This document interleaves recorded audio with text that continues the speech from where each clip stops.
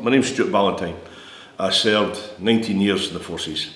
I served with a few different mobs. I was infantry for a few years, Royal Corps of Transport, signals, finished up in the infantry. Got injured a few times during service. You see, I've got some physical scars, but nothing major. I worked mainstream employment. The last 6 years I worked was with Sky Television.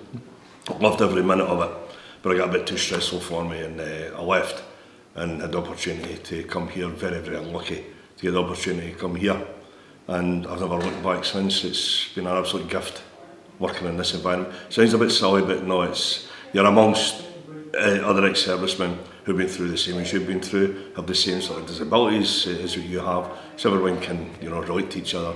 Plus you get to meet, the children when they come in on tours, and we're a working museum.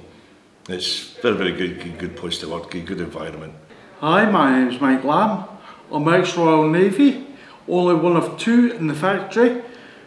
I was in the Navy for 10.5 years. I served as a naval seaman sonar on everything from frigates to aircraft carriers.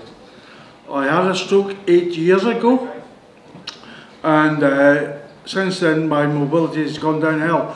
I came to the factory 4.5 years ago. I'm a poppy maker, full-time poppy maker. I enjoy my work. It's a good crowd of lads. We're all like servicemen, so we all have a similar sense of humour, and it's been really brilliant since I've been here. The factory has helped me a lot and done a lot for me since I actually came.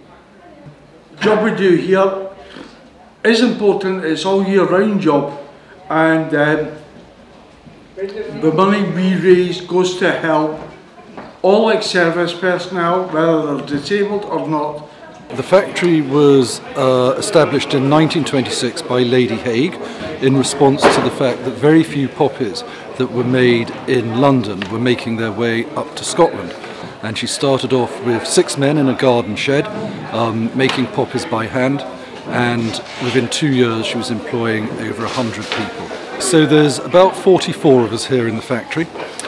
We work all year, full time. All the guys here are ex-servicemen. The vast majority of them are disabled, either by what's happened to them when they were wearing uniform or subsequently. We make about 5 million poppies a year. These are all made by hand.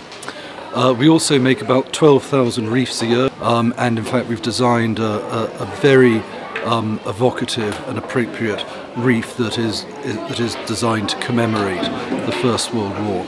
And I think there's 2 levels of interest. First of all, there's the national level of interest for big events such as the National Act of Remembrance at Glasgow Cathedral that was held in August this year. But there's also a large increase in small community events all over Scotland that feature acts of remembrance and acts of history and acts of research to look into the names on memorials and to see if there's still relatives living in the area, and to mark those events by laying a wreath or building a garden of remembrance or some other appropriate activity.